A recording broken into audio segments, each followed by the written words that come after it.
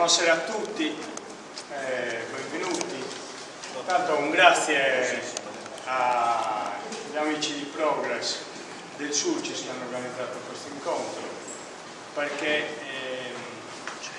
grazie perché intanto hanno avuto la pazienza di spostarlo almeno 2 volte, perché per vari motivi le altre date non andavano bene.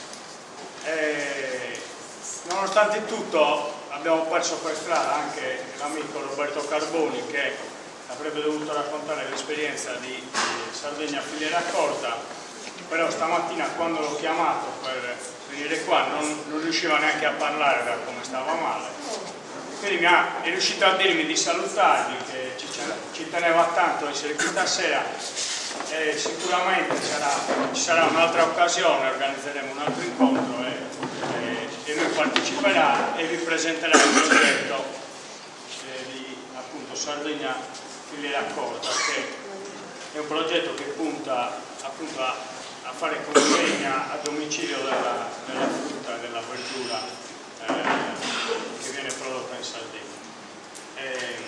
Io sono Boveri Bussa, come diceva Carla,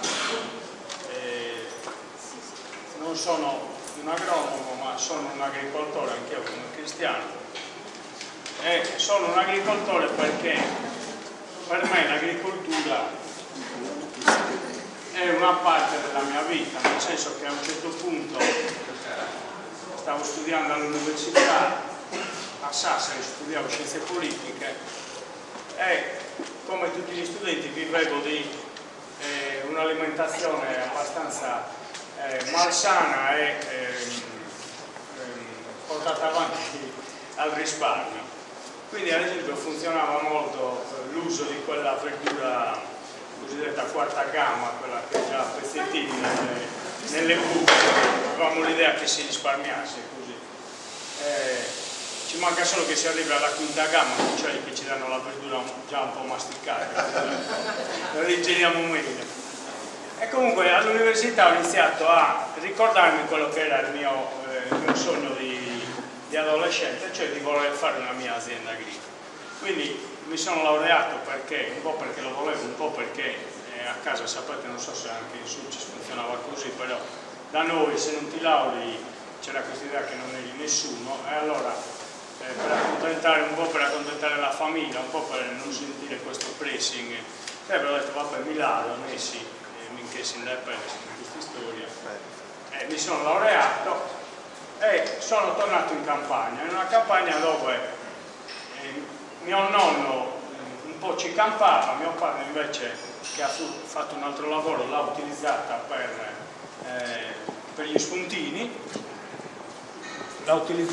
spuntini, e io l'ho ritrasformata in luogo di produzione. Quindi ho preso in mano un piccolo terreno di famiglia e l'ho trasformato in un'azienda orticola principalmente, poi c'è anche un po' di oliveto, e poi abbiamo ereditato un pezzo di terra dove si può fare orto, e abbiamo creato praticamente a Nuoro la prima azienda orticola che fa produzione e consegna a domicilio dei prodotti. Quindi siamo inventati questo lavoro che io avevo visto fare qualche anno fa in Italia, dove sono stato per lavoro. Mi era piaciuto questo sistema, si chiamava BioExpress a Forlì, mi era piaciuto, ho detto ma lo voglio fare a Nuoro. Quindi mi sono impegnato su questo progetto e piano piano abbiamo avviato la produzione orticola e abbiamo iniziato a cercare i clienti. Addirittura partecipavamo al primo mercatino biologico che si è fatto in Sardegna, con una certa ufficialità, è stato fatto a Nuoro dall'associazione Biosardinia, che è coordinata da Maurizio Fadda, un agronomo di Nuoro. E quindi noi partecipavamo al mercatino e non avevamo niente, mettevamo un tavolo praticamente con frutta e un po' di verdurine che ci producevamo per noi, e intanto la gente si avvicinava incuriosita, e lì abbiamo iniziato a dire cosa avremmo fatto. Ci chiedevamo: ma voi cosa fate? E niente, noi in primavera inizieremo a portare le cassettine della verdura a domicilio. Quindi ci lasciavano i dati le famiglie, il numero di telefono, l'indirizzo. Quando abbiamo iniziato ad avere la verdura, chiamavamo, pronto, e andavamo a consegnare. Abbiamo iniziato così. E il lavoro è andato talmente bene che ora purtroppo non abbiamo abbastanza produzione da poter soddisfare tutti i clienti. Poi i mesi invernali non possiamo lavorare perché non abbiamo né serre né tunnel, quindi lavoriamo solo in campo aperto, e quando c'è qualcosa chiamiamo i clienti e la consegniamo. Quando non ce n'è aspettano che torni la primavera e che riprenda la produzione. Adesso ci stiamo anche organizzando per ridurre, diciamo, i mesi di fermo biologico.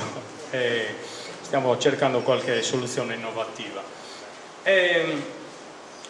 Oggi mi è stato chiesto non tanto di parlare della mia esperienza, ma più che altro vorremmo parlare di quello che può essere un possibile scenario per l'agricoltura in Sardegna, perché oltre che essere agricoltore ho un ruolo all'interno del partito che è quello di coordinare o di voler coordinare un gruppo di lavoro sull'agricoltura, e stiamo cercando di strutturare un gruppo di lavoro che sia che vada anche oltre l'attivismo politico, cioè ci interessa che facciano parte del gruppo di lavoro anche persone che non sono tesserate del partito e addirittura che non sono necessariamente indipendentisti, ma che hanno una visione politica dell'agricoltura in Sardegna. In questo senso, il progetto su cui lavoreremo è appunto ragionare su che agricoltura immaginiamo per la Sardegna. L'abbiamo fatto e lo faremo partendo non da degli obiettivi che si vogliono raggiungere, ma partendo da tre, che secondo me sono tre pilastri fondamentali e sono tre valori. Un valore è la salute, cioè la salute ci riporta all'essere umano, quindi quando noi andiamo a pensare l'agricoltura in Sardegna, ma io lo farei anche se vivessi in un'altra parte del mondo, ma oggi vivo in Sardegna, me ne occupo in quanto vivo in Sardegna. Parlare di salute significa parlare dell'essere umano, quindi pensare a un'agricoltura che veda, che abbia al centro l'essere umano e le sue esigenze. Esigenze di salute significa di benessere, cioè l'agricoltura produce beni che ci devono far star bene, perché non so se avete notato, ma se non mangiate dopo un po' iniziate a star male, come quando mangiate troppo si sta male lo stesso. Quindi il cibo ha una funzione importante nella vita dell'essere umano, forse è la più importante. Poi il secondo pilastro sul quale basiamo la nostra attività di elaborazione è quello dell'economia locale. Cioè l'agricoltura deve produrre sì benessere fisico ma anche benessere economico, quindi nella comunità dove le persone lavorano e producono, quindi deve portare benefici alla comunità, e quindi entriamo nel campo delle relazioni sociali. Il terzo pilastro, che secondo noi è fondamentale quando si ragiona di agricoltura, è quello della sostenibilità ambientale, quindi l'ambiente. Cioè fare agricoltura non deve essere in contrasto con il rispetto e la valorizzazione dell'ambiente. Quindi è evidente che se noi parliamo di fare agricoltura facendo largo uso di sostanze chimiche di sintesi, evidentemente abbiamo un problema di sostenibilità. Quindi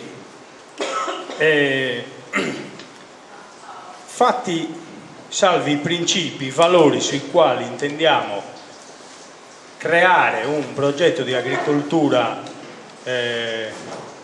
sana, piacevole, felice e realizzabile per la Sardegna, resta da discutere il come si sviluppa questo, come mettiamo in piedi, come diamo vita a questi valori di cui abbiamo parlato.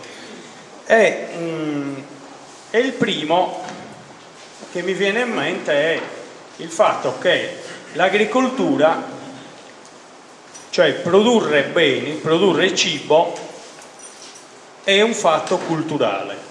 Cioè, quando noi produciamo cibo, alimenti, stiamo facendo un'operazione altamente culturale, perché se noi ci dimentichiamo questo aspetto che c'è nella produzione del cibo, cioè se noi trascuriamo il fatto che per fare questo pane bisogna avere un progetto che va dalla terra che voglio coltivare, dal come deve essere quella terra, da come la devo coltivare, da che seme devo utilizzare, come lo devo far crescere, come lo devo trebbiare, come lo devo trebbiare, come lo devo macinare, perché questo cambia molto se io faccio, poi ve ne parlerà il produttore, se macino meccanicamente o macino in un altro modo. Cambia completamente la nostra cultura alimentare questo, e l'ha cambiata.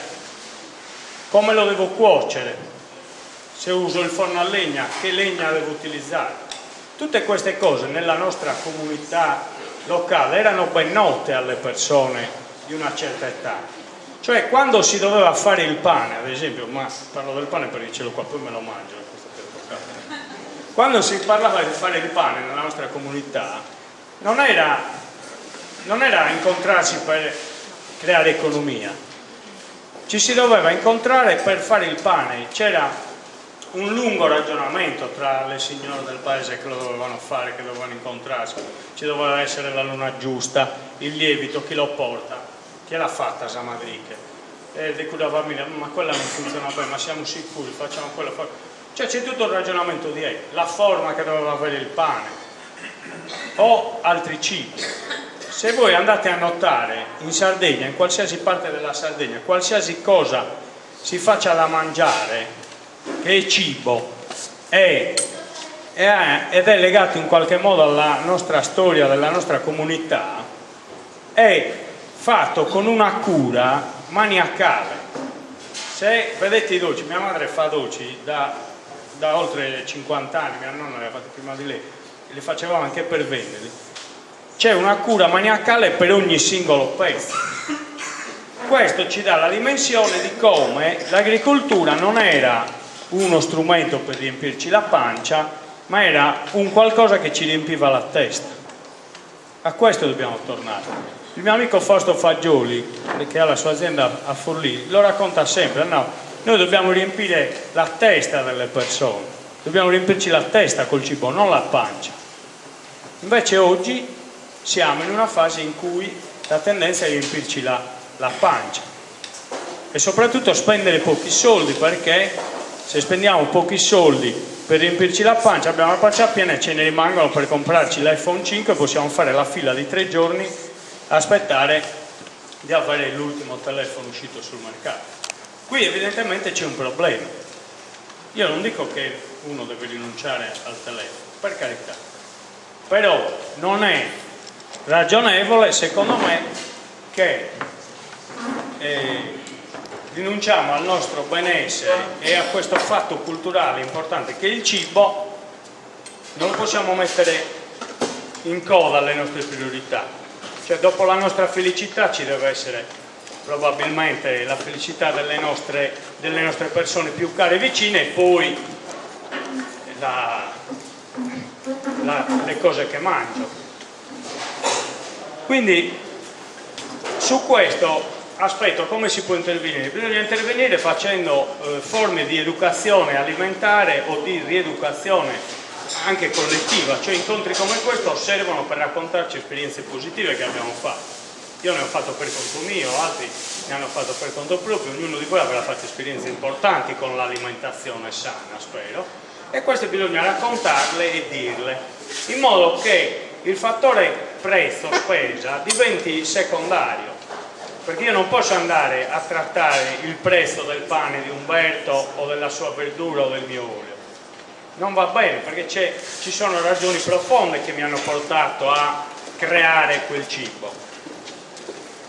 E a proposito di questo fatto di rieducarci dal punto di vista alimentare, è importante un dato che poi ci serve per la questione della sostenibilità, un dato che trovate nei resoconti negli studi che fa la FAO.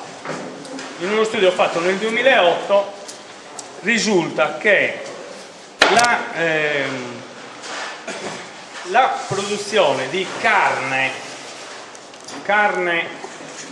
la produzione intensiva, cioè la produzione di carne che proviene da allevamenti intensivi in tutto il mondo, per dire pecore, polli, pecore, come si chiamano, mucche, non si vede che ne mangiano molto, vitelli, polli principalmente, conigli eccetera, incide nella produzione mondiale di CO2 per il 18%.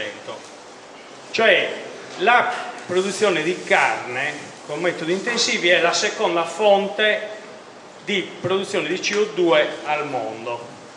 La prima fonte è l'energia, cioè produrre energia incide per il 21%, produrre carne incide il 18%, i trasporti che vengono subito dopo incidono per il 14%.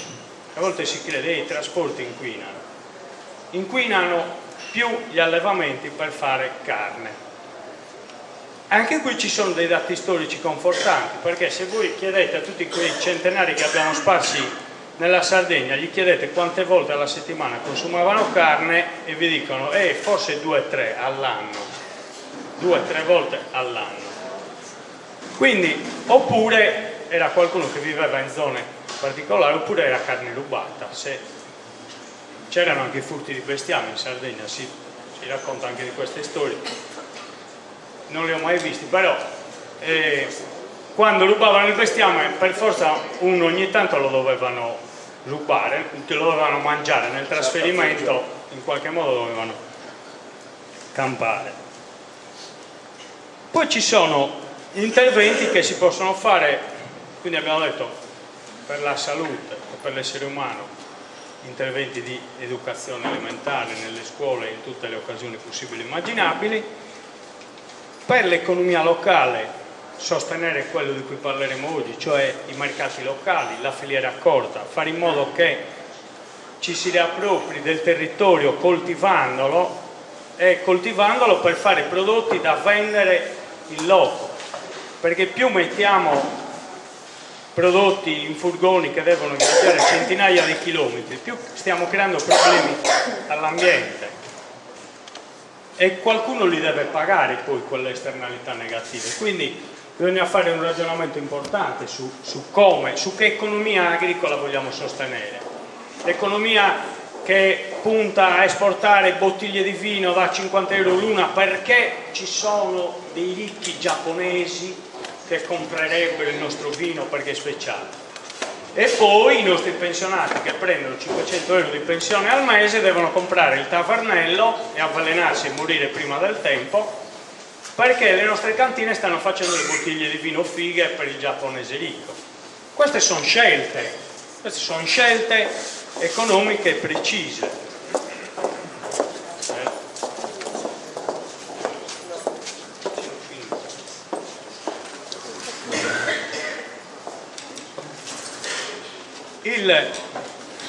Il terzo passaggio per chiudere il mio intervento è quello relativo alla conversione e all'innovazione. È evidente che il tipo di agricoltura che abbiamo strutturato in questi anni, chimica, che fa largo uso della meccanizzazione, è evidente che non ci porterà da nessuna parte. I dati lo dimostrano. Ormai è diventato insostenibile fare certi tipi di lavori perché i prezzi del gasolio sono alti, i pezzi di ricambio, le sementi e tutta una serie di cose stanno creando una espansione dei costi talmente esagerata che quel tipo di agricoltura convenzionale come si è fatta va ripensata. Quindi bisogna aiutare gli agricoltori a convertire le produzioni. Convertirle significa portarli su una via che crea meno costi di produzione, che abbassa drasticamente i costi di produzione, abbassa l'inquinamento e l'impatto sul territorio e migliora il benessere collettivo.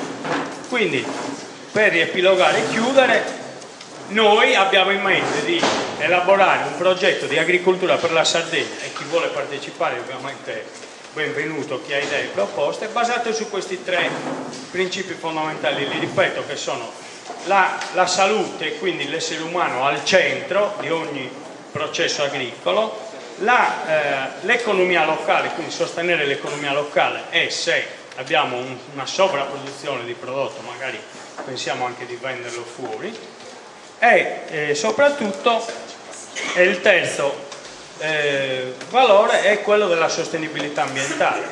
Questo ci viene richiesto da più parti. Per stare al mondo bisogna, oggi in un certo mondo, bisogna anche dimostrare di essere bravi a rispettare l'ambiente, quindi modelli che producono impatto ambientale forte vanno rivisti, trasformati, ripensati, e state certi che producono molto più lavoro e più benessere di quello che invece hanno prodotto fino ad ora. Si sta chiudendo un'epoca, bisogna aprire un'altra molto più diciamo basata più veramente sulla nostra felicità e sul nostro benessere, non sull'arricchimento di pochi. Grazie.